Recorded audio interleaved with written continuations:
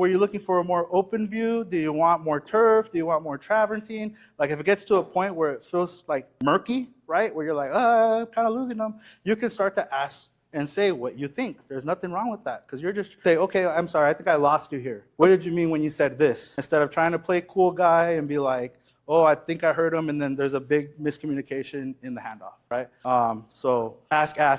And how you say things, even though if it's a recommendation, ask it. Don't tell them unless that's what they want, because they'll tell you that's what I want. Say, hey, the pool would be good here. It'd be perfect here. And then again, that's approach. That's a little bit of aggression. You got to slow that down. And you say, hey, what would you think if we put the pool here? You could see it when you walked in. You can walk around it.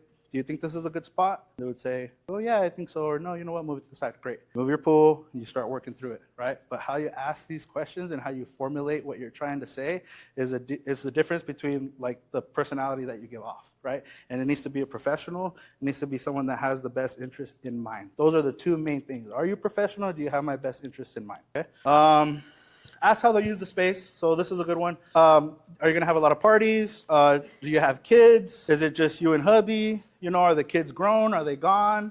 Is it going to be more just for you guys? Or, 18, 17, they're going to be out here soon. So I would probably start designing more for yourselves versus the parties. Unless they're going to live from home, right?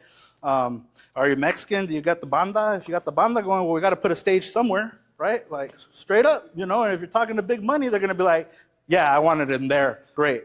So you got to start to ask those questions. How you're going to use the space. If you got snowbirds or high-end clients, this is a really good one. Are you here year-round, right? Because they're like, oh, shit, this guy works with people that don't even live here year-round. Like, he's got a pretty good clientele. Are you going to be here at the property year-round? Or are you just popping in some time of the year? How are you using the property? See? And then they're going to be like, he's got a badass clientele. It's not his first fucking rodeo. And he's really thinking about how I'm going to use the property year-round, right? And you got to start thinking about that. I won't get too much into the weeds, but what's this property going to look like in the summertime when the sun is right up?